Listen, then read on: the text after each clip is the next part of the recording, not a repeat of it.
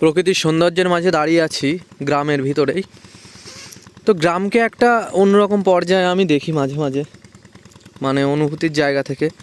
গ্রামের ছেলেমেয়েরা কতটা নোংরা মানসিকতার হয় কখনো কখনো, মানে গ্রাম যতই সুন্দর হোক মানুষ তো নোংরামিতে ভরাই, সে সঙ্গে এই তরুণ প্রজন্মের ছেলেমেয়েরাও। কখনো কখনো দেখি যে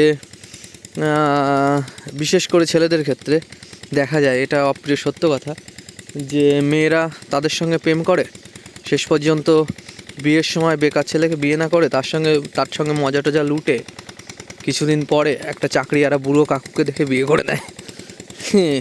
মানে গ্রামের দিকের মেয়েরা নিজেরা রোজগার করে খুব কমেই স্বাবলম্বী হতে চায়।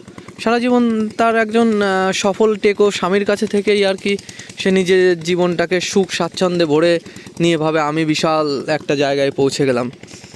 কিন্তু গ্রাম যতটা সুন্দর না এই মানে পরিবেশগত দিক থেকে, এখানকার মানুষ ঠিক অতটা সুন্দর কিনা জানি না, কিন্তু এখানকার মানুষ প্রচণ্ড স্বার্থান্বেষী হয় আর কি। সার্বিক সমষ্টিগত উন্নতি তো চায় না কোনো কিছুতেই। আমরা ফসল দেখে যতটা মানে সংবেদনশীল অনুভূতি পরায়ণ হই, গ্রামের মানুষ কিন্তু এতটা সংবেদনশীল নয়। তারা এই পাশের জমিতে ভালো ফসল হয়েছে, নিজের জমিতে কেন হয়নি, এই হিংসায় কিন্তু চলে যায়।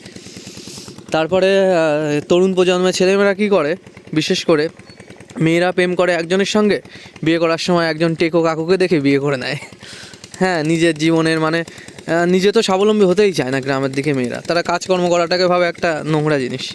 তারা ভাবে কি সারা জীবন একটা ছেলে, ভালো একটা ছেলে চাকরি বাকরিওয়ালা দেখে পটিয়ে মগজ ধোলাই করে তারপরে তার ঘাড়ে বসে বসে খাবো সারা জীবন। এটা করে আর কি, এরকমই করে আর কি গ্রামের দিকে।